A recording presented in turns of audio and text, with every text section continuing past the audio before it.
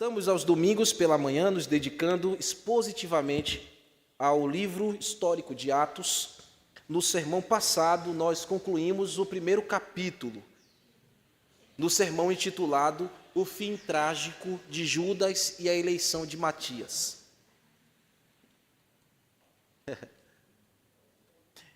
Esse sermão foi dividido em duas partes. E na primeira parte, nos concentramos em apresentar aos irmãos o fim trágico daquele que a Escritura Sagrada, pela boca do próprio Senhor, chamou de o filho da perdição. Em meio à exposição passada e à aplicação, depois de mostrar aos irmãos com clareza, riqueza de detalhes, eu abordei com os irmãos aquilo que eu preciso mais uma vez massificar aqui na mente dos irmãos, a diferença entre livre-arbítrio e livre-agência. Entendemos que nenhum ser humano possui livre-arbítrio desde a queda de Adão. Desde o jardim, todos os homens foram corrompidos pelo pecado original de Adão.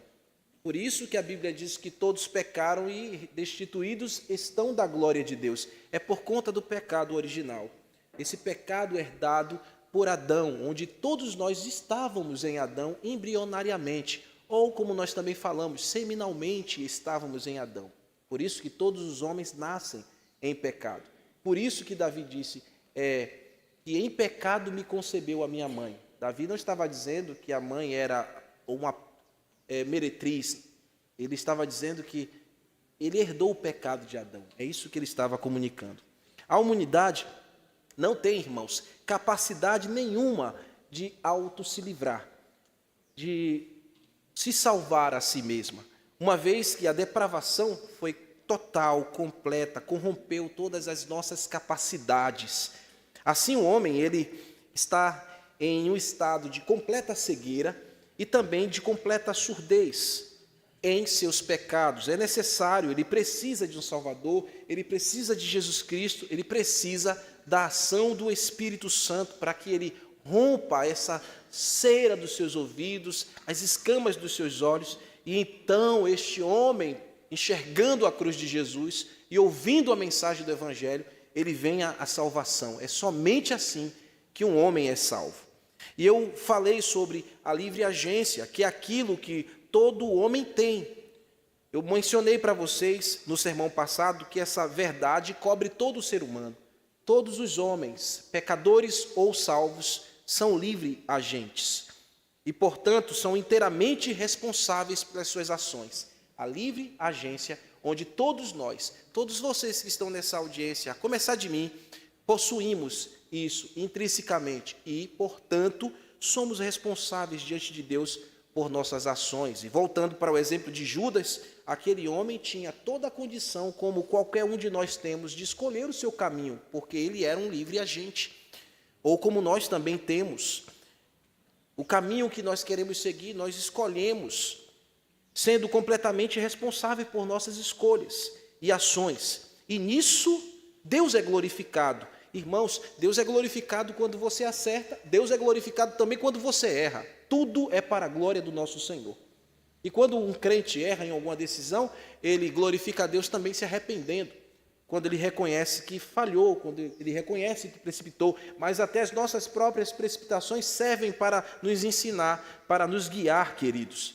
E nisso Deus, como digo e repito, é glorificado. Todos nós estamos aqui nesta igreja, nesta casa essa manhã, ouvindo a sua palavra e o glorificando. Cumprir a sua palavra é glorificá-lo. Se você também não cumprir, Deus será glorificado através disso, no sentido de que Ele vai enviar para você uma punição talvez, Ele vai pesar a mão sobre você e você vai se arrepender, porque você é filho dEle e Ele será glorificado. Eu disse a você que livre agência ou liberdade de escolha tanto para ímpio quanto para justo. E isso tudo está debaixo do guarda-chuva da soberania de Deus. Obrigado. Judas escolheu livremente trair o Salvador porque ele não era do Salvador, ele não era de Jesus, ele não pertencia ao Senhor. Ele não permaneceu no seu lugar, ele nunca foi encontrado no lugar da salvação, muito embora ele tivesse oportunidade. Mostrei para vocês que vocês têm a oportunidade hoje, ontem e sempre, quando ouvem o Evangelho, para tomarem as decisões responsavelmente de maneira correta. Na segunda parte do sermão, eu entrei com os amados irmãos sobre a realidade da escolha de Matias. E apesar dele não ter sido cognominado justo, essa cognominação era pertencente a José, mas ele estava ali e era tanto quanto justo quanto José o era. O seu testemunho havia alcançado os irmãos e toda a congregação. Eu mostrei para vocês que Matias foi escolhido pelo próprio Senhor Jesus. Não foi uma escolha pesada ou pensa por causa de uma cognominação. Eu disse para vocês que a gente pode ser muito bem levado a tomar uma decisão pelo que a gente está vendo aparentemente, pelo que a gente está fazendo uma leitura talvez precipitada, e o fato de José ser cognominado justo não levou os discípulos a se precipitarem e dizer, então é você. Eles foram orar, e ao orarem, o Senhor Jesus Cristo escolheu aquele homem. E eu disse para vocês que quando o Senhor escolhe alguém, independente de quem seja, no meio do seu aprisco, no meio da comunidade, o que os outros irmãos devem fazer? Não se chatear, não se entristecer, não se acharem preterido, mas glorificarem a Deus e orarem para que o Senhor use aquele que Ele está enviando. Então Deus escolhe quem Ele quer para a glória do seu nome, e Ele pode levantar você, pode levantar a mim, e é o seu desejo que Ele nos envie para cumprir a sua obra. Nisso Ele também será glorificado. No sermão desta manhã, meus irmãos, nós chegamos ao clímax daquilo que a gente vem falando já desde o primeiro capítulo, desde o capítulo 1 e os versos que a gente atravessou. Hoje é o 6º sermão, se não me engano, e nós já estamos aí desde o primeiro capítulo, agora iniciando o capítulo 2. E os discípulos aqui estão vivendo ou vão viver a promessa recebida por obediência em retornarem a Jerusalém, como vocês já sabem, e estarem no lugar certo, na hora certa, recebendo ali a gloriosa promessa do Senhor. Eu sempre mostrei para vocês aí em sermões passados, é necessário estar no lugar certo, é necessário estar na hora certa, e Deus faz tudo na hora certa e no lugar certo. Deus não se atrasa, não se adianta, não se precipita, e assim, se você não recebeu alguma coisa até agora, é porque não foi o tempo de Deus, não foi a hora de Deus e nem o lugar dele. Mas é necessário que a gente esteja ali, no lugar e na hora certa, e Ele nos abençoará. E o tema desta manhã, eu chamei de A Promessa se Cumpriu, o Consolador chegou. Vamos ficar de pé e vamos ler a palavra de Deus, que inicia o capítulo 2. Nossa leitura será no verso 1 até o verso 4. Nossa exposição será dentro desses versos e, ao final, eu volto com os irmãos para fazer uma aplicação geral. Vamos à palavra do Senhor. Ao cumprir-se o dia de Pentecostes, estavam todos reunidos no mesmo lugar. De repente, veio do céu um som, como de um vento impetuoso, e encheu toda a casa onde estavam assentados. Percebam aqui nesta frase, irmãos, veio do céu um som como de um vento. Então, não tem som e vento ali, é um som como de um vento, impetuoso.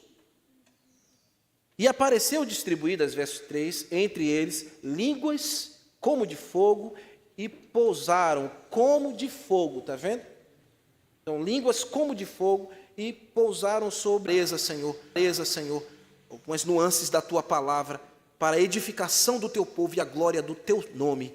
No nome de Jesus oramos. Amém. Podeis sentar, irmãos.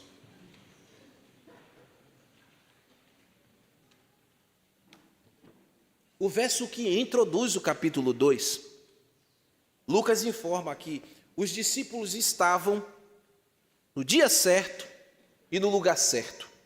E o verso 1 nos diz assim: ao cumprir-se o dia de Pentecostes, estavam todos reunidos no mesmo lugar. Na segunda parte do verso aqui, nos é dito que aquilo que vocês já estão ambientados, estavam todos reunidos no mesmo lugar. Vocês lembram muito bem que este lugar aqui, neste lugar, havia aproximadamente 120 discípulos. Lembra do sermão passado? Aproximadamente 120 discípulos, reunidos naquele lugar que é o cenáculo. O lugar é o lugar certo. Deus escolheu derramar o seu Santo Espírito ali. A cidade, vocês já sabem também, é Jerusalém.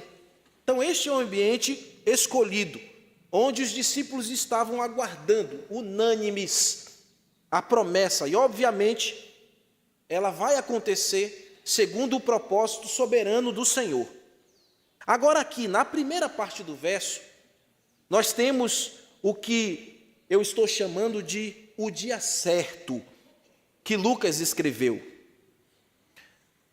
Ao cumprir-se o dia de Pentecostes. Meus irmãos, no calendário judaico, 3 festas deveriam ser celebradas obrigatoriamente pelos judeus, pelos hebreus, pelos judeus. Primeiro, a festa dos tabernáculos, os Sucote, que era marcada sempre no 15º dia do mês de Tisri, ou entre setembro e outubro. Eles até hoje festejam, eles comemoram essa festividade. E essa festividade, que é uma festa obrigatória, ela durava, irmãos, 7 dias e mais um dia.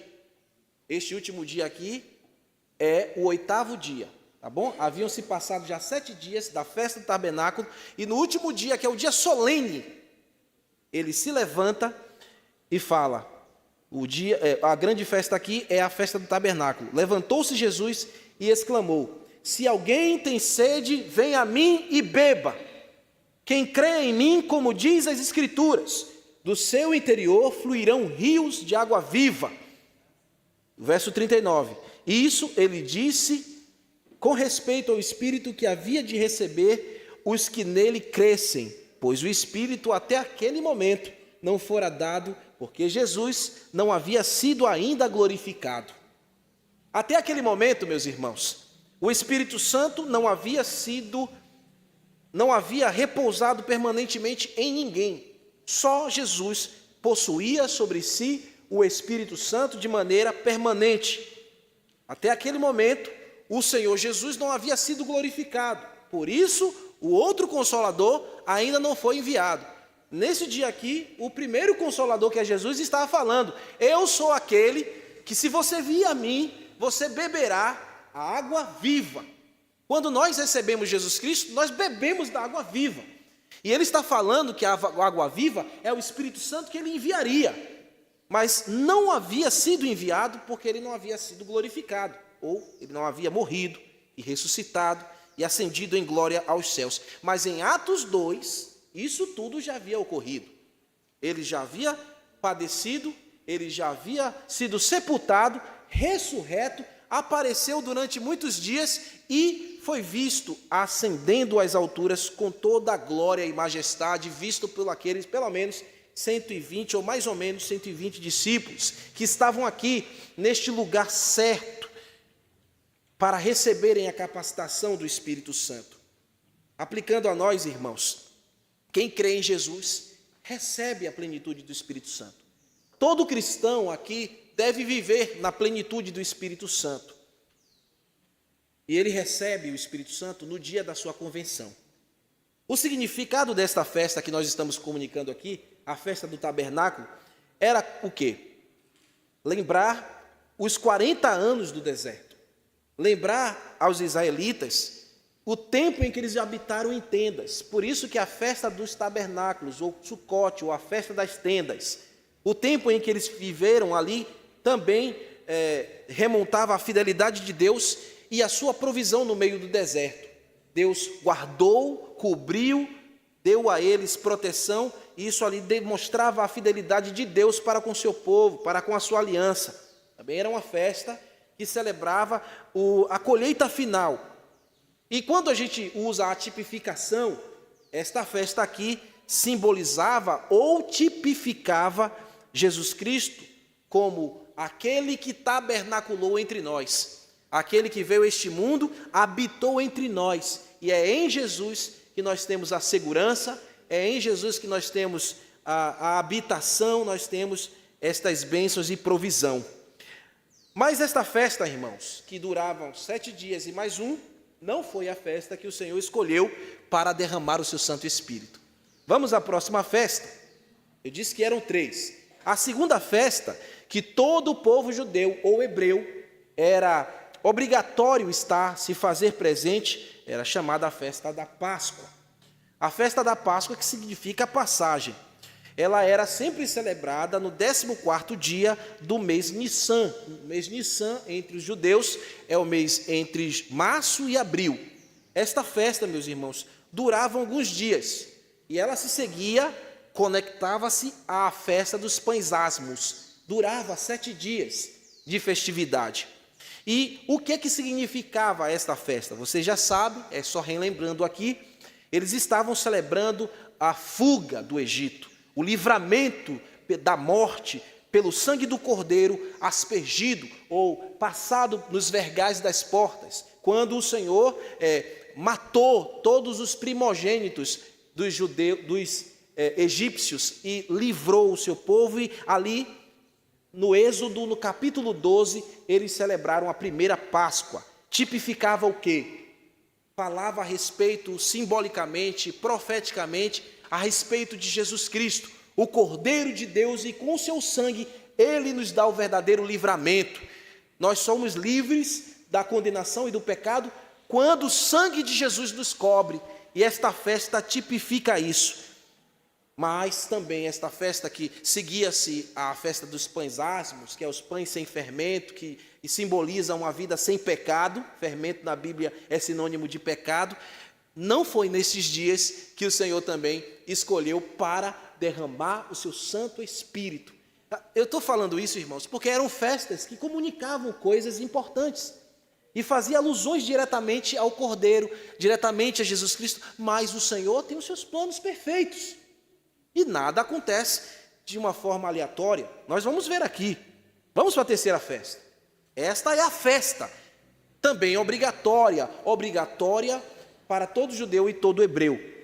A festa era chamada também de festa das semanas, ou Shavuot, também conhecida como a festa da colheita, e também chamada de a festa do dia das primícias. São nomes dados, irmãos, no Antigo Testamento, e existem vários textos lá em Deuteronômio, em Êxodo. São nomes dados para a festa do Pentecostes, tá bom? Então, a festa do Pentecostes é a festa das semanas, ou Shavuot, né, na língua deles, também chamada de a festa da colheita, ou a festa do dia das primícias. Esta festa acontece sempre no 50º dia, após a Páscoa. 7 semanas completas, ou seja, 7 dias vezes 7. Dá 49, não é isso? Você que é bom de matemática, 7 vezes 7 é quanto? 49. E mais um dia. Esse dia a mais é o 50º dia, é o dia 50. E esse dia marca a celebração específica do Pentecostes.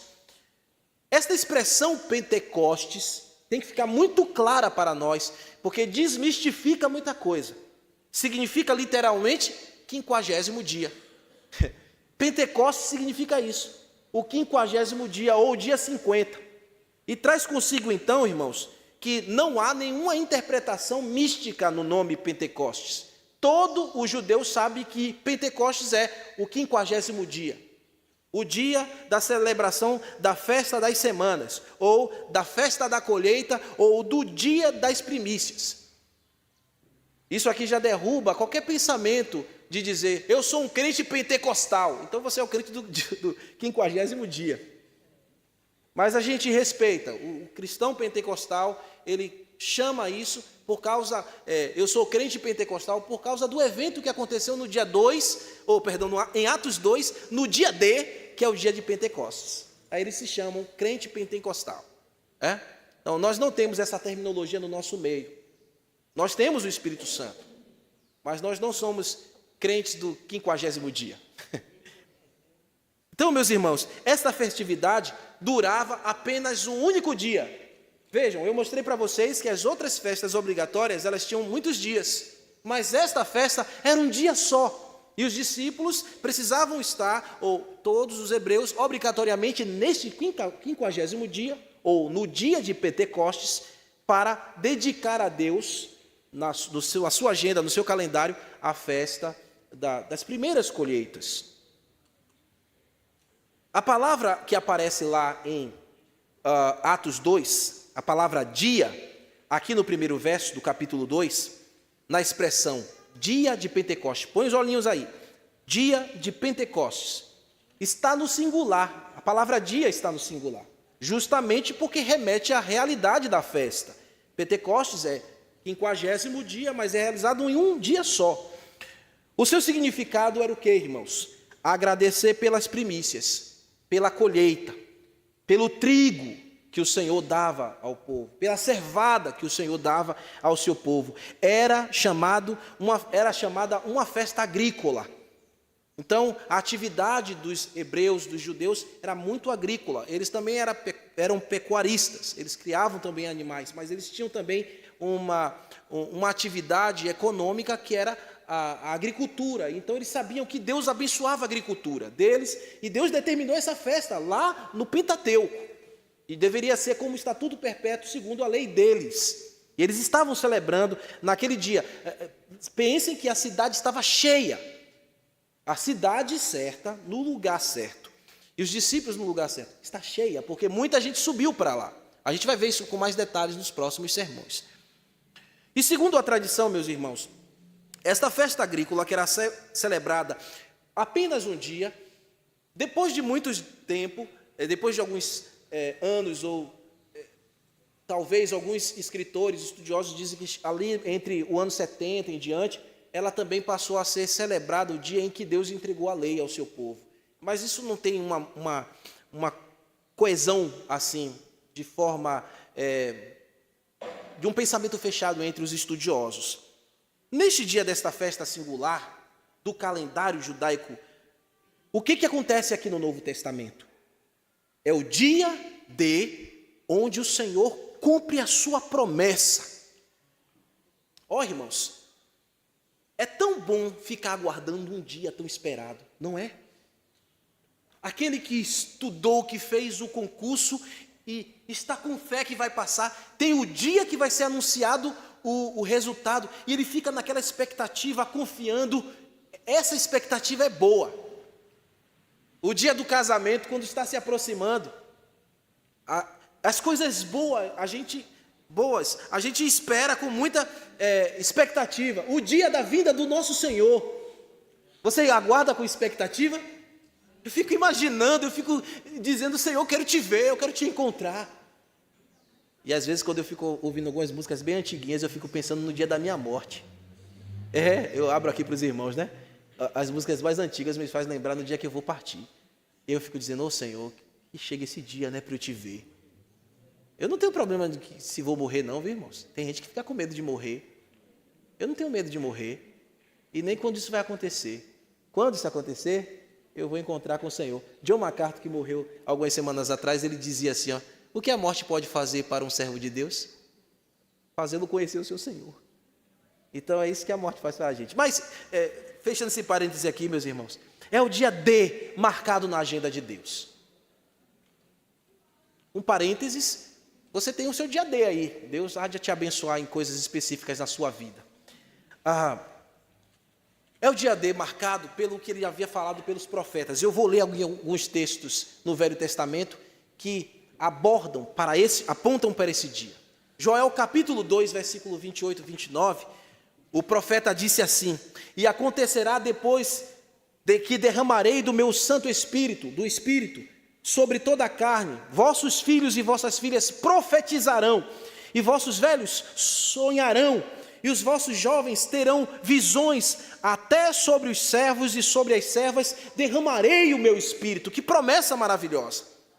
E ele disse que seria naqueles dias. Opa, pastor, mas o dia era único. Por que ele diz que são naqueles dias? Porque serão nos últimos dias. E os últimos dias, teologicamente, se compreende quando o Filho de Deus veio a esse mundo. Então, quando o Filho de Deus veio a este mundo, é chamado na Bíblia de os últimos dias, que se segue até o dia de hoje. Hoje nós estamos vivendo os últimos dias. E dentro dos últimos dias, está lá dentro o dia do Pentecostes. Tá bom? Então, desde o nascimento de Jesus até hoje, que são chamados os últimos dias, no dia D, que é o dia de Pentecostes, o Senhor derramou seu Santo Espírito como cumprimento da profecia de Joel. Agora em Jeremias tem duas passagens que falam também a respeito desta promessa. Capítulo 31, verso 31 ao verso 33. Se não der para você abrir logo, você vê aqui da projeção. Eis que vem dias, diz o Senhor, em que firmarei nova aliança com a casa de Israel e com a casa de Judá, com o meu povo, em outras palavras. Aí vai passando um pouquinho mais, ele diz, porei a minha lei no interior deles, e a escreverei no seu coração, eu serei o Deus deles, e eles serão o meu povo. Isso acontece com o derramamento do Espírito Santo. É uma profecia de duplo cumprimento aqui, porque os judeus ainda não vivem isso, mas a igreja já vive isso, porque o dia de Pentecostes também marca o dia do nascimento da igreja. Então há promessas reservadas profeticamente para Israel, que como dispensacionalistas nós acreditamos que vai acontecer no futuro, que já compartilhamos um novo coração, enchimento do Espírito Santo, arrependimento de pecados, a permanência de Deus habitando em nós. Essas bênçãos a igreja já goza, a igreja já participa, mas também ela acontecerá no futuro, quando o Senhor Jesus vier estabelecer o seu reino. Amém, meus irmãos? Aí deixa eu ler mais uma passagem de Jeremias, no capítulo 32, verso 39 ao verso 40. Dar-lhe-eis um coração, um só caminho, para que temam todos os dias, porém o meu temor no seu coração. Ou seja, Deus vai dar um coração novo, Ele vai tirar o coração de pedra do seu povo e vai lhe dar um coração de carne. Isso Ele já fez conosco. Amém? Responda, viu, irmãos? Não tem pecado dizer amém, glória a Deus. Não tem pecado, não. A gente tem que responder. Tá bom? Vamos aprender a responder. Então, Deus já nos deu um novo coração. Eu já tenho um novo coração. Você já tem um novo coração, porque o Espírito Santo habita em você. Você já é um outro homem, uma outra mulher. Você já vive uma nova realidade, coisa que os judeus ainda vão viver. Agora deixa eu ler também Ezequiel, capítulo 36, verso 26 ao verso 27. Dar-vos-ei coração novo, porém dentro de vós o Espírito novo. Ele vai mudar essa cirurgia que Ele vai fazer no seu povo, que Ele já operou em nós em virtude do Espírito Santo, da ação do Espírito Santo em nós. Cada um de vocês aqui, irmãos, são nova criatura, é um novo homem. Não é mais aquela velha mulher, aquele velho homem propenso em seus pecados. Deus vos deu um coração novo quando vocês creram em Jesus Cristo e receberam o Espírito Santo.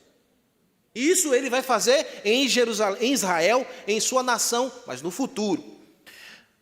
Profecias também proclamadas pela própria boca de Jesus.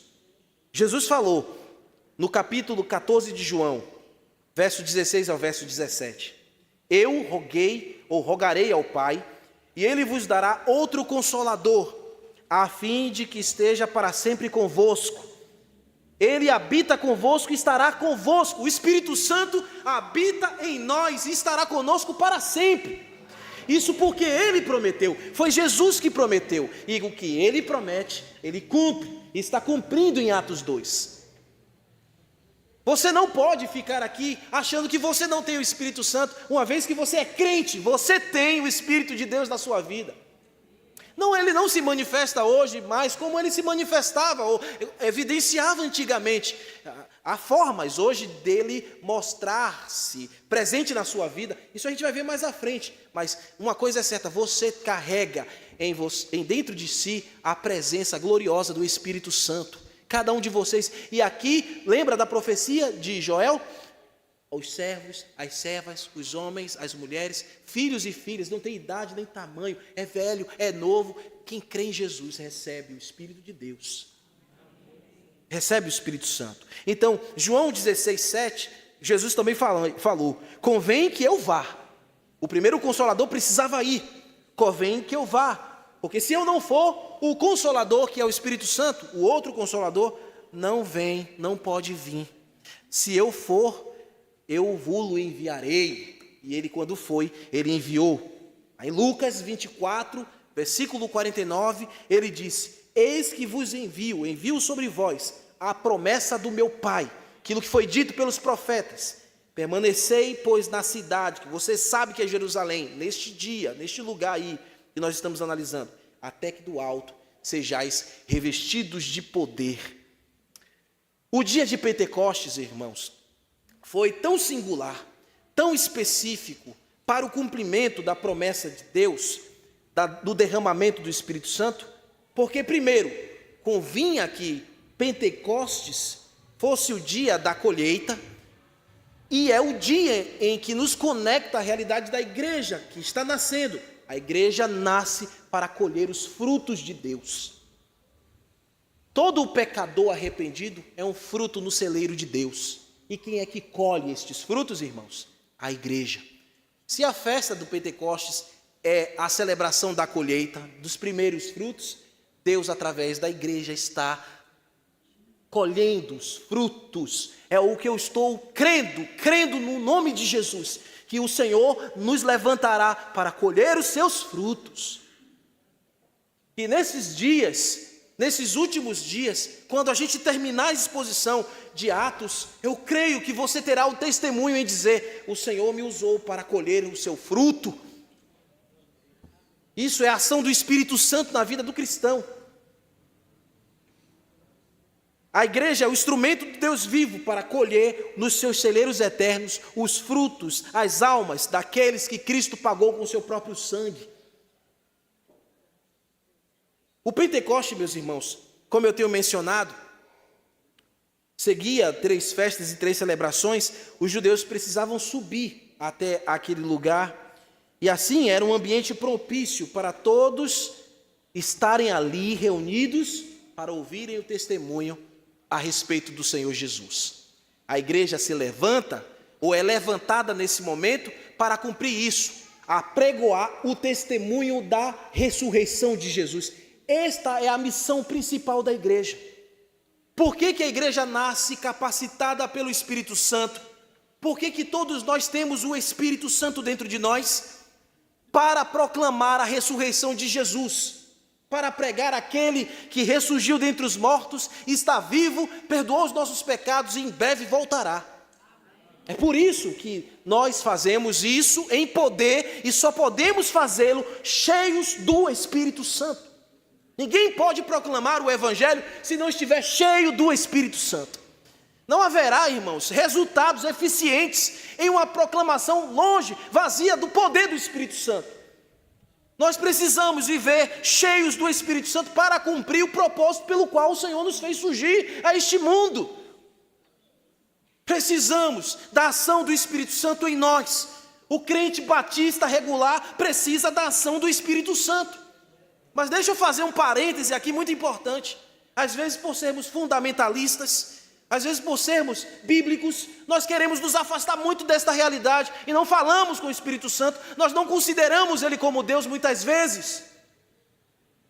Eu sei que isso aqui não é generalizado, eu estou fazendo um parêntese para dizer que aquele que está sendo derramado ali é o que faz a igreja nascer. E Ele ficou conosco e está conosco dentro de nós e precisamos viver em sua plenitude. O crente fundamentalista e bíblico, ele vive cheio do Espírito Santo, ele tem que viver cheio do Espírito Santo. E isso não significa que ele vai ficar caindo, que ele vai ficar profetizando, tendo visões, essas coisas não, mas ser um proclamador do Evangelho com a sua própria vida,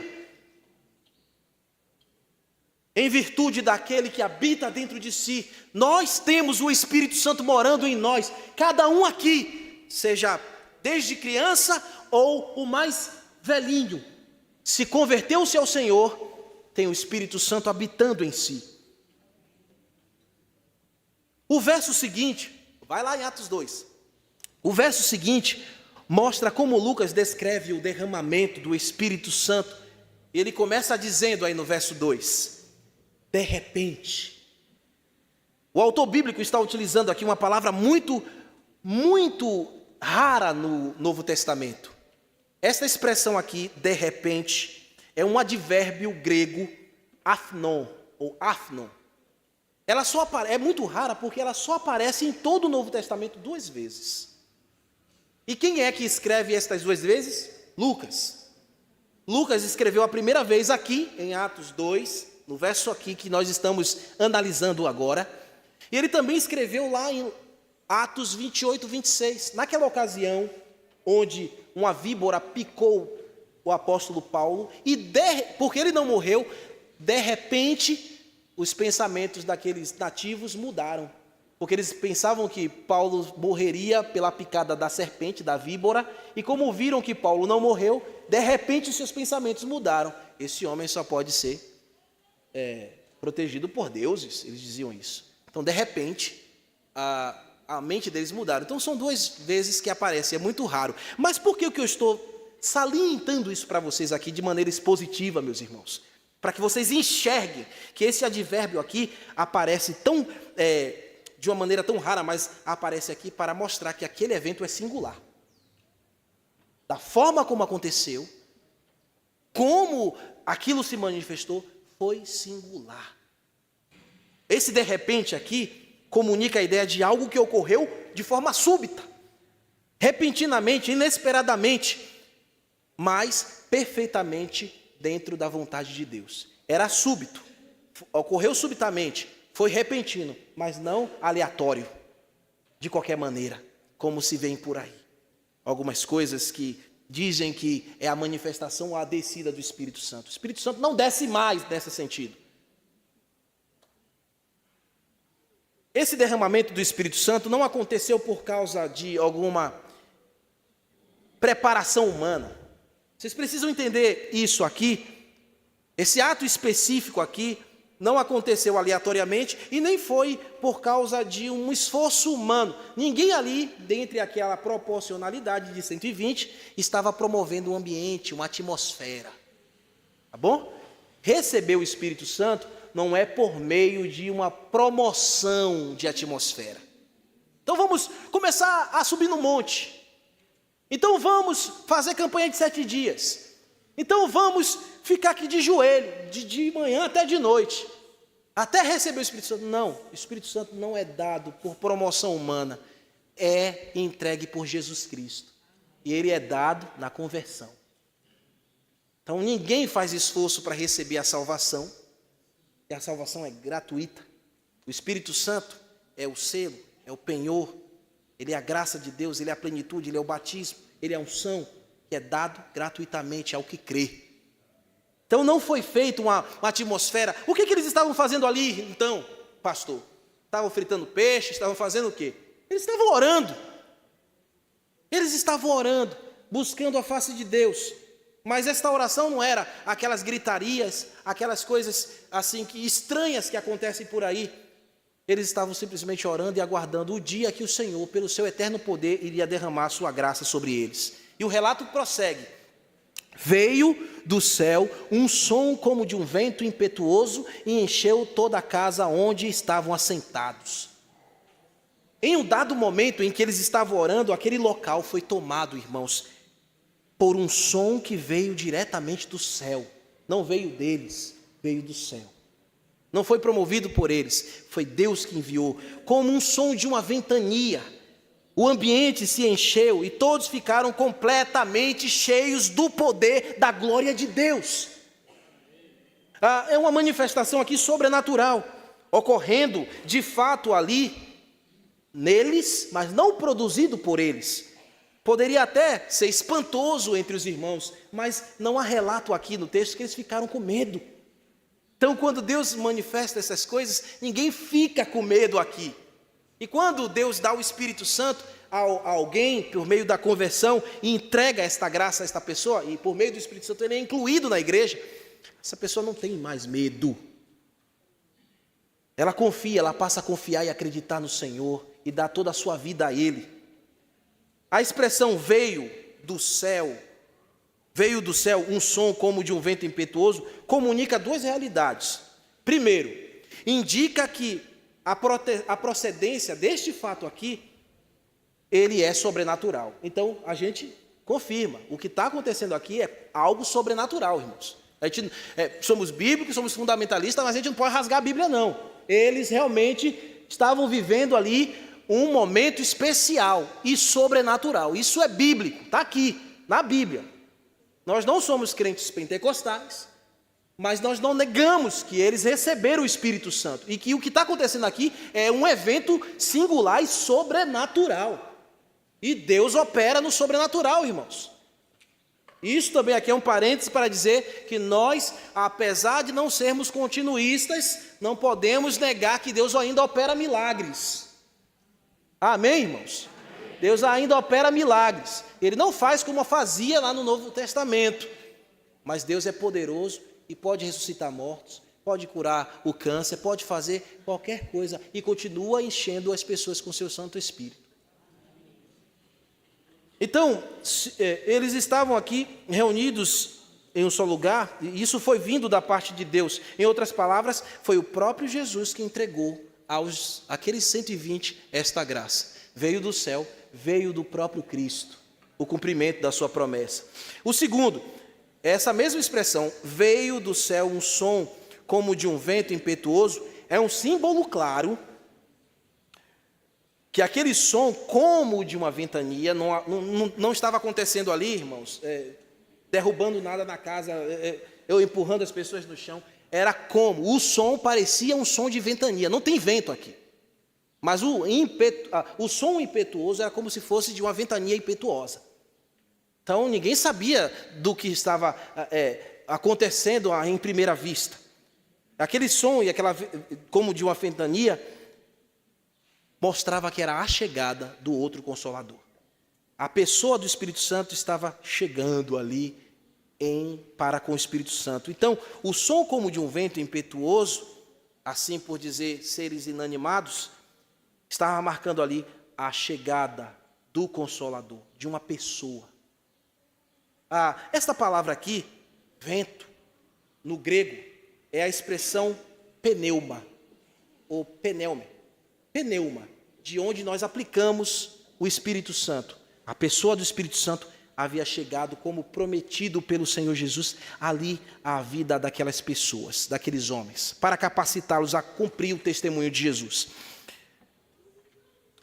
O Espírito Santo, nós sabemos que é o outro Consolador. E ele chegou para ficar. Ele não chegou e foi embora. Ele chegou e ficou. Quando você creu em Jesus Cristo, e o Senhor Jesus batizou você com o Espírito Santo que habita em você, ficou. Ele está aí contigo, permanentemente. Eu pequei ontem, pastor. A Bíblia fala que não devemos apagar a influência do Espírito Santo. Então, tome cuidado. Bom? Mas ele habita em ti. Ele ficou em você, permanentemente. Ele está com você. Isso é consolo. Isto é consolo. Quem é que te consola verdadeiramente? O Senhor Espírito Santo. Ele veio para ti, para ser o seu consolador. Nos dias mais angustiosos da sua vida, quem é que vai te consolar? É o pastor Francis. Não. Você pode até ligar para mim, eu posso orar com você, mas o Espírito Santo que habita em mim, habita em ti, é Ele que nos consola. É Ele que não nos desampara.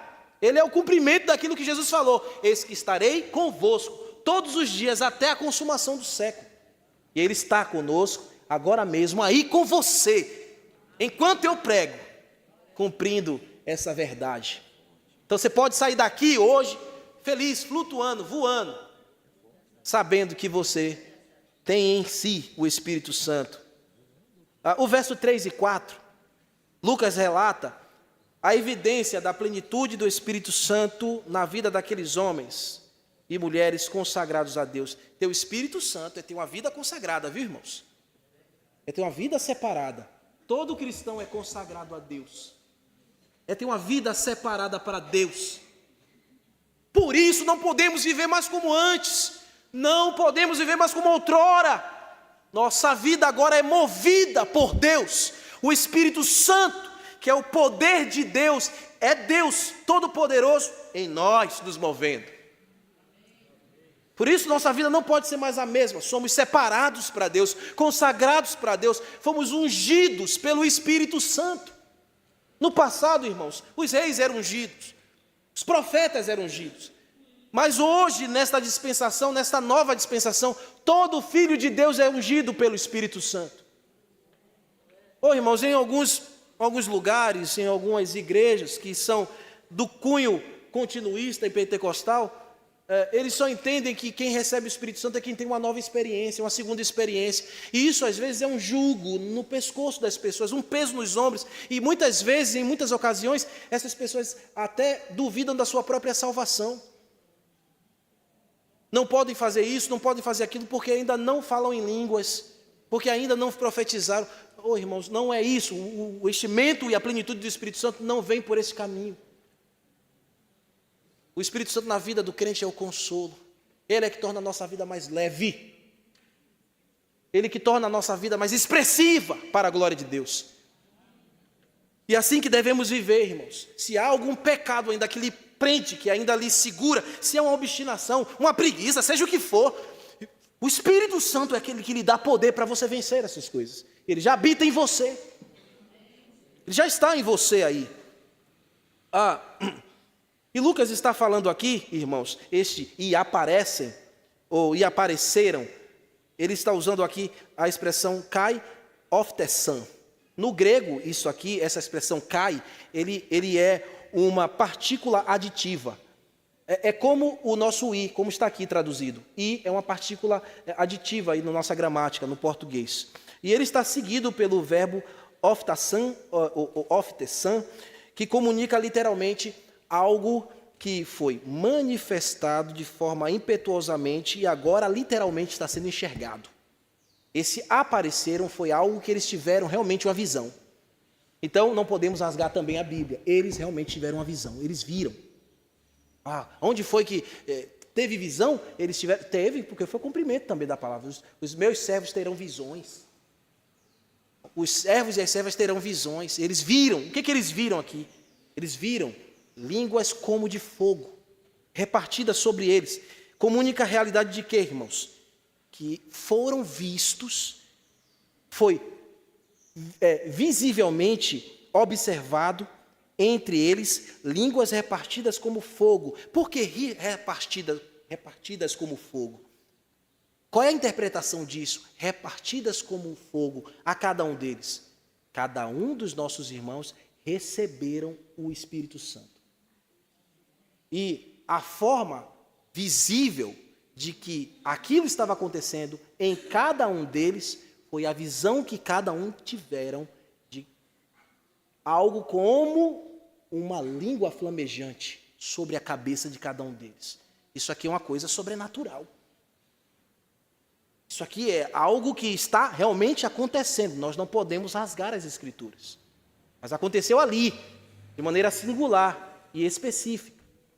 Não há mais relatos que foi como aconteceu ali nas Escrituras. Há outros relatos de enchimento do Espírito Santo, há outros relatos que nós vamos ver de pessoas falando em línguas, e nós vamos estudando o livro e eu vou dando explicação aos irmãos. Mas hoje aqui basta a gente entender essas questões que eu estou trazendo para vocês. A singularidade daquele evento que marcou o nascimento da igreja. E foi visto assim. Assim o Espírito Santo naquela ocasião, meus irmãos, do batismo do Senhor Jesus na vida daqueles homens, foi visto assim como Jesus, quando recebeu o Espírito Santo. Quando Jesus recebeu o Espírito Santo, pousando sobre ele, o que foi visto ali? Lembra, Lucas? uma pomba, não foi? Uma forma corpórea de uma pomba. Significa que o Espírito Santo é uma pomba? Não, mas foi uma forma que Deus mostrou visivelmente a João, que relatou. E aqui, aqueles discípulos estavam vendo uns nos outros a evidência de como uma língua flamejante, como forma de, o Espírito Santo como forma de uma língua flamejante sobre eles, dizendo que todos ali, sem retirar, receberam o Espírito de Deus. E não dependeu de nenhum esforço dele. Foi graça, foi graça, foi graça. Recebemos o Espírito Santo não por esforço humano, mas é graça, graça, graça de Cristo. E vivemos no Espírito Santo não com esforço humano, mas por graça, graça e graça de Cristo. Temos a responsabilidade, mas em tudo é graça, graça, graça de Cristo. Verso 4 mostra que o resultado foi, vejam comigo, todos ficaram cheios do Espírito Santo. Foi a plenitude. Eles ficaram cheios do poder. Cheios do Espírito Santo eles passaram aqui a viver plenamente no Espírito Santo. Jesus falou, olha, vocês receberão o Espírito Santo, ele está convosco, mas habitará em vós. Então o Espírito Santo já estava influenciando os discípulos de Cristo. O Espírito Santo, ele é Deus, vocês creem nisso. Então ele possui os atributos da divindade. Ele não é resistido em um só ambiente. Ele está aqui, está ali, está em mim, está em ti. Mas agora ele vai começar a cumprir uma parte no seu ministério. Está dentro do cristão, agora é uma parte do ministério do Espírito Santo, que ele não ocupava em realizar, e agora, a partir de então, ele passa a fazer. Então, é uma parte do ministério do Espírito Santo que ele começa a fazer. No Antigo Testamento tem o Espírito Santo, irmãos? Tem. Aonde é que ele aparece pela primeira vez? Em Gênesis. Ele já se movia sobre a face das águas. Ele criou as coisas ali com o Pai, o Filho e o Espírito Santo. E ele mesmo, né? Então, era a forma dele manifestar-se. Você tem o Filho no Velho Testamento? Tem. Desde Gênesis e as suas manifestações teofânicas, podemos dizer assim, né? A teofania. Mas agora aqui no Novo Testamento, você tem a presença do Espírito Santo agora em uma outra fase, podemos dizer assim. Ele agora é proeminente. O Espírito Santo está proeminentemente agindo em nossas vidas, nos movendo e nos levando, irmãos, a agradar a Jesus Cristo, a viver conforme a sua vontade. Eles passaram a falar em línguas conforme o Senhor lhe concedia. Eles não estavam produzindo um novo idioma ali.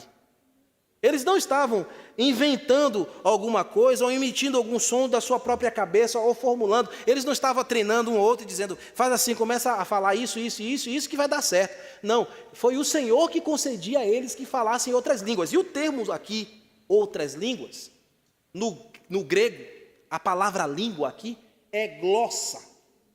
A palavra glossa no grego, ela é aplicada tão somente, diretamente ao idioma ou idiomas de outra nacionalidade. Não podemos traduzir esta palavra para aquilo que muitos dizem línguas estranhas. Eu posso até usar o termo línguas estranhas, mas a partir da compreensão da palavra glossa, estranhas de estrangeiro, ou seja, de outra nacionalidade, de alguém nativo que não conhece a outra língua. Mas aqui, irmãos, está acontecendo algo realmente milagroso ou miraculoso. Essa palavra glossa, que indica línguas de outras nacionalidades, é um efeito miraculoso na vida daqueles discípulos, homens simples e iletrados, que receberam uma capacidade de falar um outro idioma sem nunca terem estudado antes. Mas não é falar como o índio fala, minha em casa, né? Minha em casa, minha igreja. Não, é falar fluentemente.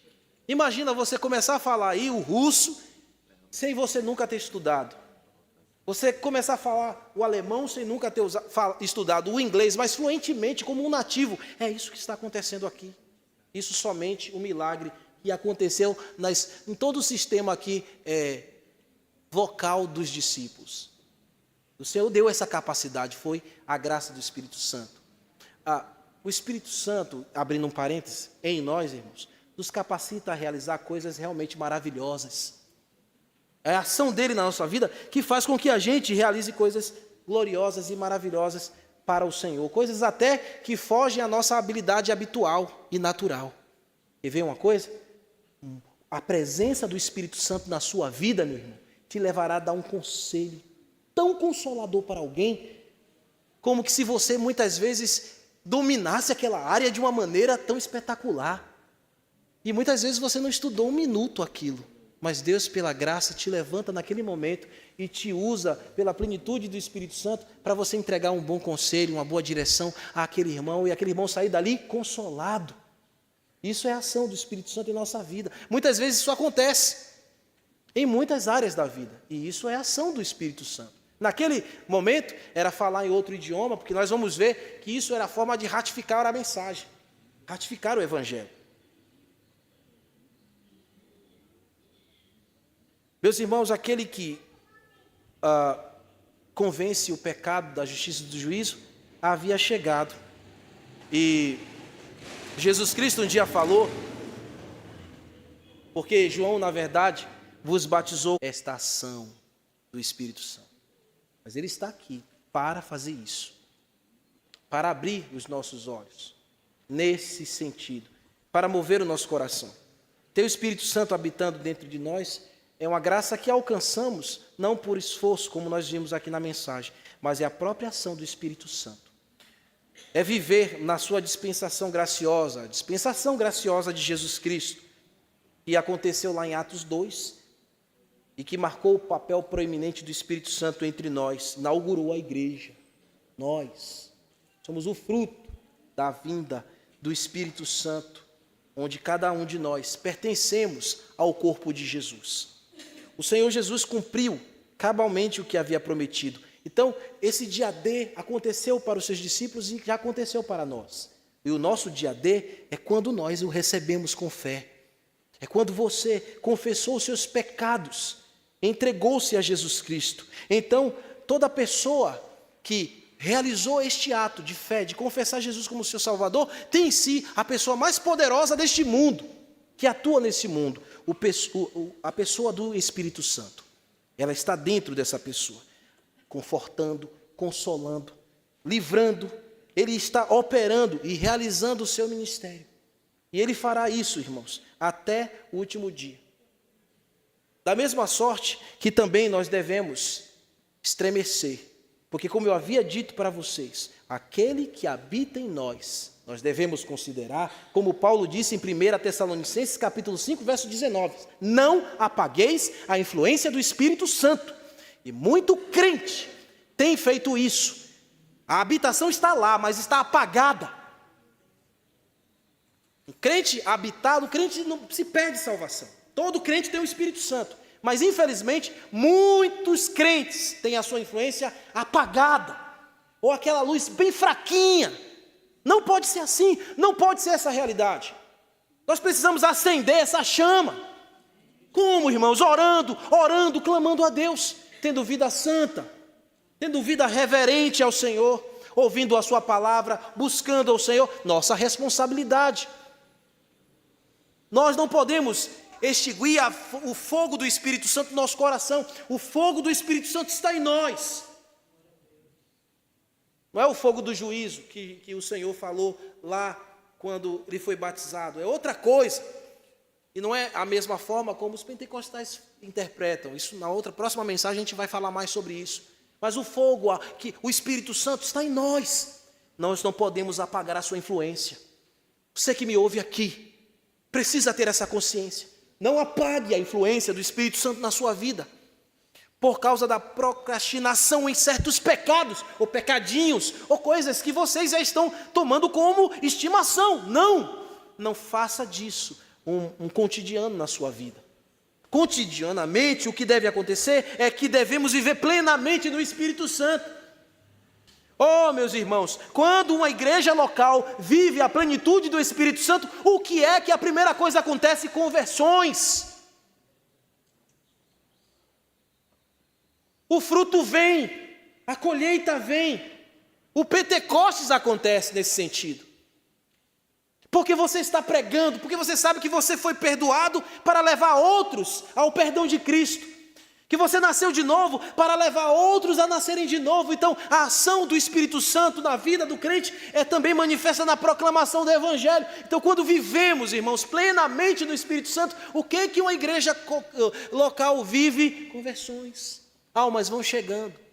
Vidas vão chegando, e conversões não acontecem, eu não estou dizendo que acontece aqui na ambiência da igreja, no prédio aqui não, acontece na sua proclamação, quando você está pregando, quando você está testemunhando no seu trabalho, na sua vizinhança, onde você vai, o Espírito Santo está lhe incomodando e dizendo, fala do Senhor Jesus, proclama o que Ele fez, anuncia, fala e não te cales.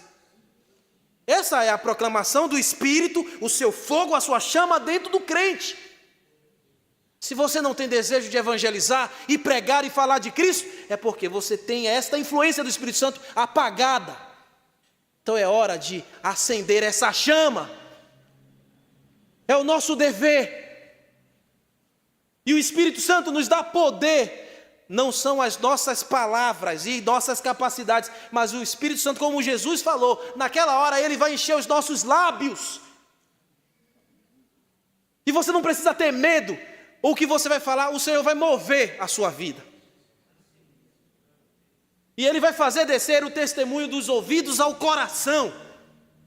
Ele faz isso aqui enquanto eu estou pregando. Ele vai fazer isso enquanto você estiver pregando também. Enquanto você estiver proclamando, o nosso dia D já chegou, nós já temos o Espírito Santo, ele já é como, nós já recebemos o seu batismo quando fomos incluídos pelo Espírito Santo, por Jesus Cristo, recebendo o Espírito Santo que Ele nos deu no seu corpo. Ele é o nosso batismo, Ele é o nosso selo, é o nosso penhor, é a nossa unção, é a nossa plenitude. Essas coisas, essas evidências são do Espírito Santo na vida da igreja. Você tem a unção? Temos, às vezes a gente tem medo de dizer isso, para não parecer com os neopentecostais, né? Mas o crente é ungido pelo Espírito Santo. Então, nesta configuração, temos sim, cremos na unção. Não é pecado não, nesse sentido. Mas não aquela unção louca que eles dizem por aí. De cai, derruba, unge aquilo outro, e faz isso, aquilo outro, tem que ungir o carro, tem que ungir isso, aquilo. Não é esse tipo de unção a gente não acredita. Eu acredito na unção do Espírito Santo na vida do crente. Eu acredito que vocês são ungidos. Eu acredito que vocês carregam a unção do Espírito Santo na vida de vocês. O Espírito Santo é retratado na Bíblia como o óleo. Também vocês carregam o óleo do Espírito Santo em vocês, na vida de vocês. Eu acredito que vocês têm o selo, que é a marca. Vocês foram marcados pelo Espírito Santo. Isso, o Espírito Santo prova que vocês são propriedade de Jesus. Que vocês pertencem a Jesus Cristo.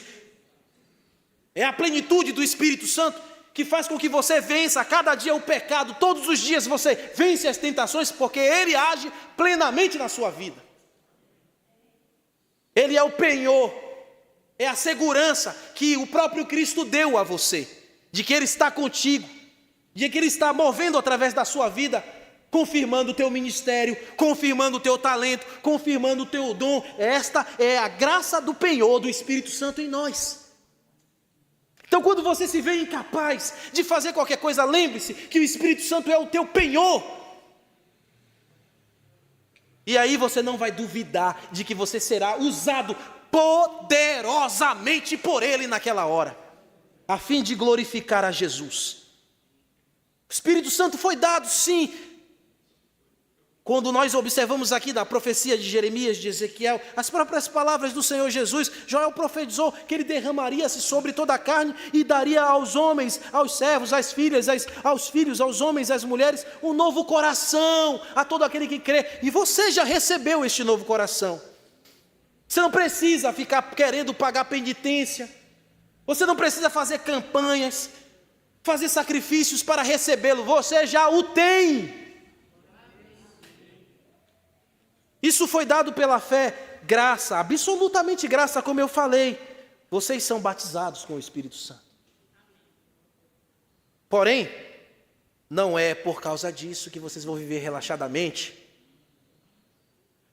Isso é que, na verdade, deve fazer com que vocês se apliquem mais, com que nós nos apliquemos mais. Ele não será evidenciado pelas línguas. Ninguém aqui vai falar em línguas. E se o primeiro que se levantar a fazer isso aqui em nosso meio, a gente vai mandar calar. Opa, cala-te. Ele é evidenciado em nosso meio através de outras coisas. A sua influência em nossas vidas é manifestada através do fruto. Não é línguas, é o fruto. E onde é que está o fruto? Galatas 5:22. Mas o fruto do Espírito é amor, alegria, paz, longanimidade, benignidade, bondade, fidelidade, mansidão, domínio próprio. Contra estas coisas não há lei. Ser pleno do Espírito Santo é carregar essas evidências aqui. Você que está habitado pelo Espírito Santo, precisa saber que o fruto do Espírito Santo é em virtude de sua plenitude. Busque isto. Muitos crentes, infelizmente, podem estar a viver vazios. Muitos crentes, infelizmente, podem estar a viver em uma rotina totalmente desconectada dessa influência do fruto do Espírito Santo. Então, busque isso hoje, esta manhã. Busque isto agora. Sejam renovados na graça do Espírito Santo. Sejam renovados na plenitude do Espírito Santo e no poder do Espírito Santo. Nós vivemos a graça e a plenitude do Espírito Santo pela fé em Jesus. Amém? Eu quero encerrar lendo com vocês um texto em Romanos, capítulo 8, a partir do versículo 1. Vamos ler? Será que dá para a gente ler junto? Texto longo, hein? Vamos lá? Lê alto, viu?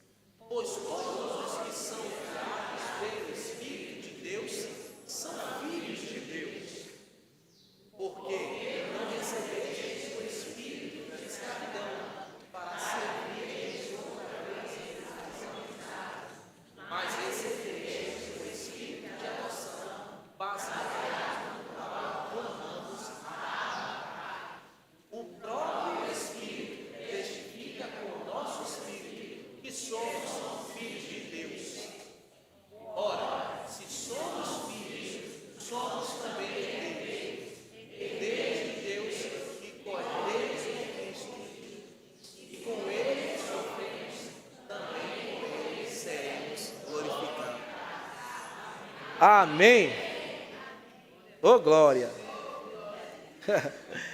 Vamos orar. Obrigado, Senhor, pelo Espírito Santo. Obrigado, Jesus, por enviar o Consolador, que habita em nós e move a igreja. Obrigado por essa exposição, Senhor, que nos abre a realidade que devemos viver na plenitude do Espírito Santo. Nos ajude, Senhor, a não apagar a influência do Espírito Santo de Deus, que foi enviado por Ti a nós, e que possamos viver plenitude, Senhor, dia após dia, e a proclamação do Evangelho de Jesus. Ó Senhor, aquele irmão que porventura esteja aqui nesta manhã, que nos ouviu presencialmente, ou mesmo, Senhor, na sua casa, em sua residência, que de alguma forma tenha apagado a influência do Espírito Santo em sua vida, que esta manhã, nesta oração que ele está fazendo, com o seu coração quebrantado, contrito e sincero, ele possa, Senhor, ativar novamente esta chama, crendo em Jesus Cristo, esta ação e influência do Espírito Santo, para que seja um proclamador e ele viva, e que vivamos, Senhor, que vivamos dia após dia, agradando a Deus com uma vida consagrada. No nome de Jesus, nós te louvamos e te agradecemos. Amém. Amém, irmãos? Louvado seja Deus. Vamos agora encerrar o nosso culto, e eu vou dar a bênção final, e em 3 minutinhos nós começaremos a escola bíblica. Que o amor de Deus, o nosso eterno Pai, a graça consoladora de Cristo Jesus e a comunhão e a consolação do Espírito Santo de Deus seja com toda a igreja, hoje e sempre. Amém. Deus os abençoe.